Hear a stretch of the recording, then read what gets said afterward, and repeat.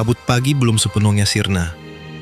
Cahaya matahari baru saja menyentuh layar perahu-perahu yang bersandar di dermaga. Riuh suara tawar-menawar terdengar jelas dari pasar pelabuhan di antara tumpukan lada, pala, jengkih, dan sutra dari negeri-negeri jauh. Di kejauhan, masjid menara berbata merah mengintip di balik atap-atap Rumbia. Kota Surosowan, pusat Kesultanan Banten, bergeliat seperti seekor naga laut yang tenang namun penuh daya. Sultan Abul Mahasin Muhammad Zainul Abidin berdiri di anjungan, menatap laut dengan sorot mata tajam namun teduh.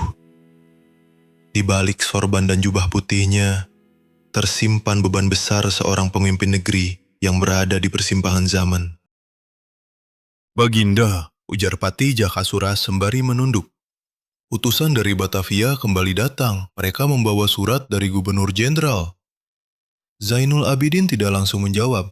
Ia menatap pelabuhan Karangantu, jantung perdagangan Banten yang menjadi rebutan para kekuatan besar.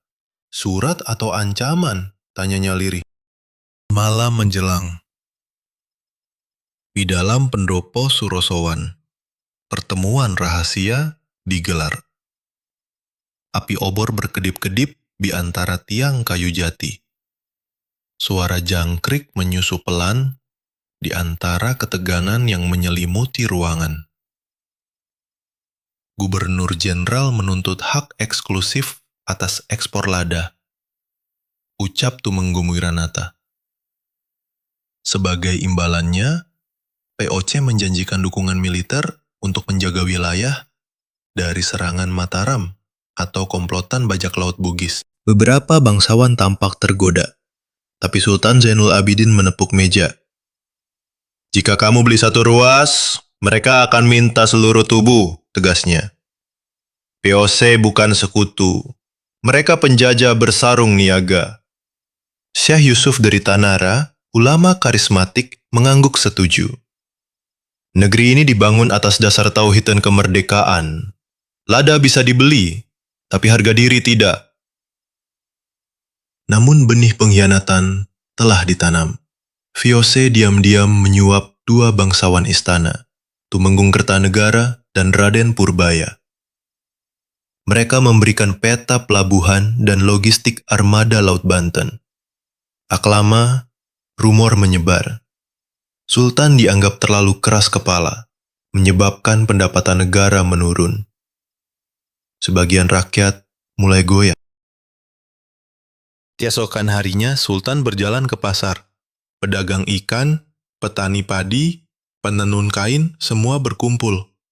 Ia berdiri di atas peti kayu dan berpidato. "Jika kita ingin merdeka, jangan biarkan orang asing mengatur hasil bumi kita. Aku bukan sultan yang ingin kaya. Aku sultan yang ingin kalian hidup terhormat." Suasana menjadi hangat. Tangis ibu-ibu menggema. Mereka sadar, sultan mereka tidak bersembunyi di balik tembok istana. Suatu malam, Patih Jakasura membawa surat rahasia ke kamar sultan. "Baginda, dua bangsawan mengkhianati Paduka. Ini salinan surat mereka pada VOC, lengkap dengan materai Belanda." Zainul Abidin membaca surat itu dengan tenang. "Besok pagi, adakan pengadilan terbuka di alun-alun. Banten bukan negeri bisu." Di hadapan rakyat, dua bangsawan itu diadili. Mereka tidak bisa menyangkal bukti. Suara rakyat menggelegar, memekik agar mereka diasingkan. "Banten bukan kerajaan yang dibangun dengan ketakutan," ujar Sultan. "Tapi bukan pula rumah bagi pengkhianat." Sultan lalu mengubah struktur dagang Banten. Ia menunjuk badan muamalah yang dikelola para saudagar dan ulama. Hasil perdagangan tidak lagi dikendalikan istana, tapi disalurkan lewat Baitul Mal untuk pembangunan madrasah, pelabuhan kecil, dan irigasi rakyat. VOC marah. Armada mereka mulai mengepung pelabuhan, tapi rakyat sudah bersatu. Di Tanara, Cikoneng, bahkan ke Lebak, para pemuda mulai dilatih bertani dan berdagang mandiri, tidak lagi bergantung pada jalur VOC. Zainul Abidin akhirnya mundur secara simbolis. Ia pindah ke Tanara, mengajar di pesantren, mendidik para santri dan petani untuk menjadi pemimpin masa depan.